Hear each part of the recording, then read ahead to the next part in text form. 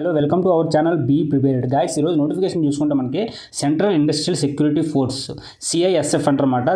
Central industrial security force కింద notification అయితే release చేశారు. ఇది central government of related notification అనమాట. ఇది వచ్చేసి ఆన్లైన్ అప్లికేషన్ 31/8/2024 నుంచి స్టార్ట్ అయ్యి 30/9/2024లో మనకి క్లోజ్ అవుతుంది అనమాట. అంటే ఇంకా ఓపెనింగ్ అయితే ఇంకా అవ్వలేదు కాబట్టి ఇంకా ఏ విధంగా అప్లై చేయాలనేది వీడియో నెక్స్ట్ ఓపెన్ అయిన తర్వాత చెప్పడం జరుగుతుంది. డేట్ వచ్చేసి 31 అంటే ఈ మంత్ ఎండింగ్లో ఓపెన్ అవుతుంది. నెక్స్ట్ మంత్ 9/30 నుంచి మనకి క్లోజ్ అవుతుంది అనమాట. ఈ డేట్ వచ్చేసి ఇది ఇండియా సిటిజన్ అయ్యండి ఓన్లీ మేల్ క్యాండిడేట్స్ మాత్రం అప్లై చేయడానికి అవుతుంది. ఇది పే లెవెల్ 3 కింద మనకి ఇస్తారనమాట. కానిస్టేబుల్, ఫైర్ కానిస్టేబుల్ కింద ఇండస్ట్రియల్ సెక్యూరిటీ ఫోర్స్ కింద మనకి ఇవ్వడం జరుగుతుంది. 21,000 69,000 వరకు సాలరీ అయితే పే చేస్తారు దీంట్లో. నెక్స్ట్ వచ్చేసి ఇది మిగతా పే స్కేల్ ఏ విధంగా ఉంటుంది ఒకటి క్లియర్గా ఇవ్వడం జరిగింది. మనకు మెయిన్ కావాల్సింది ఎవరు అప్లై చేయొచ్చు ఏంటని చూద్దాము. ఇది పే స్కేల్ చెప్పాం కదా, 21 to 69,000 ఇండియన్ క్యాటగిరీ సిటిజన్ ఎవరైనా నోటిఫికేషన్ అప్లై చేసుకోవచ్చు. ఇక్కడ పోస్టులు చూసుకుంటే మనకి ఆంధ్రప్రదేశ్ నుంచి అయితే 27 పోస్టులు అయితే ఉన్నాయన్నమాట. 27+5 32 పోస్టులు అయితే ఇక్కడ ఇవ్వడం జరిగింది.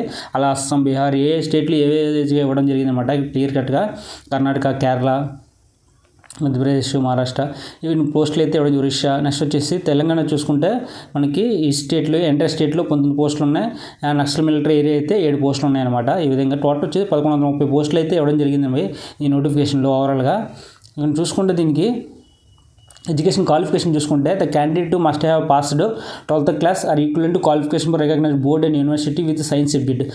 కన్ఫర్మ్గా ఇంటర్ చేసి ఉండాలి విత్ సైన్స్ సబ్జెక్ట్, అంటే ఎంపీసీ చేసి ఉండాలన్నమాట, లేదా బైపీసీ కానీ ఏదైనా పర్లేదు. మనకి సైన్స్ సబ్జెక్ట్ అనేది కన్ఫర్మ్గా ఉండాలి. దాంట్లో ఏజ్ లిమిట్ వచ్చేసి 18 to 23 years ఉండాలి మనకి ఏజ్ లిమిట్ అనేది. అలాగే ఎస్సీ/ఎస్టీ 5 years ఏజ్ రిలాక్సేషన్ కూడా ఉన్నది. ఓబీసీకి అయితే 3 years ఉన్నదన్నమాట. ఎక్స్ సర్వీస్ మ్యాన్ కూడా అప్లై చేసుకోవచ్చు ఈ నోటిఫికేషన్కి. వాళ్ళు కూడా ఏజ్ రిలాక్సేషన్ అనేది ఇవ్వడం జరిగిందనమాట.